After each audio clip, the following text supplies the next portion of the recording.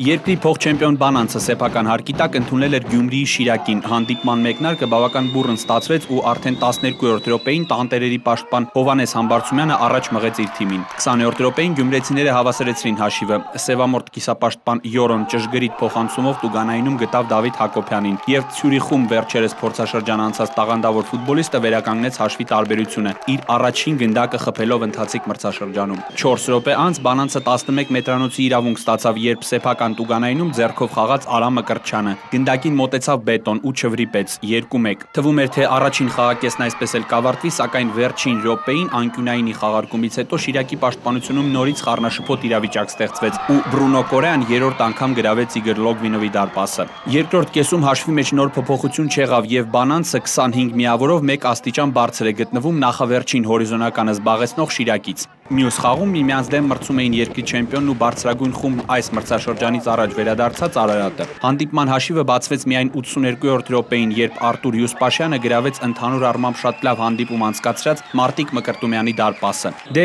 իսկ Կիրակի խաղադաշտ դուրս եկան առաջնության առաջատարները Ուլիսն ու Գանձասարը։ Սևադա Արզումանյանի սաները խաղում էին Միկայի հետ, այստեղ նույնպես հանդիպման ելքը վճռեց խփած միակ գոլը։ Ընդմիջումից հետո խաղադաշտ դուրս եկած Արտյոմ Ադամյանը 78-րդ րոպեին տուրի թերևս ամենագեղեցիկ գոլը խփեց։ Նկատելով, որ Գևորգ Կասպարովը դուրս է եկել իր տեղից, Արտյոմ Ադամյանը գրեթե դաշտի կենտրոնից Կասպարովի գլխավերևով գնդակն ուղարկեց Միկայի դարպասը։ 1-0 եւ Ուլիսն առաջին հորիզոնական բարձրացավ 20 խաղից հետո վաստակած 40 միավորով։ Նույնքան միավոր կարող էր ունենալ նաեւ Գանձասարը, եթե կարողանար Իջևանի Արնար մարզադաշտում լիարժեք 3 միավոր վաստակել Դիլիջանի Իմպուլսի հետ մրցավեճում։ 24-րդ րոպեին Յամադո Կեյթան առաջ մղեց Գանձասարին եւ առաջին խաղակեսն այդպես էլ ավարտվեց։ Սակայն երկրորդում Նարեկ Դավթյանը խփեց պատասխան գնդակը եւ թույլ չտվեց Գանձասարին հաղթանակ տոնել կարևոր այս մրցավեճում։ Ի դեպ Նարեկը վերջին 2 տուրերում արդեն 3 գոլի հեղինակ է դարձել։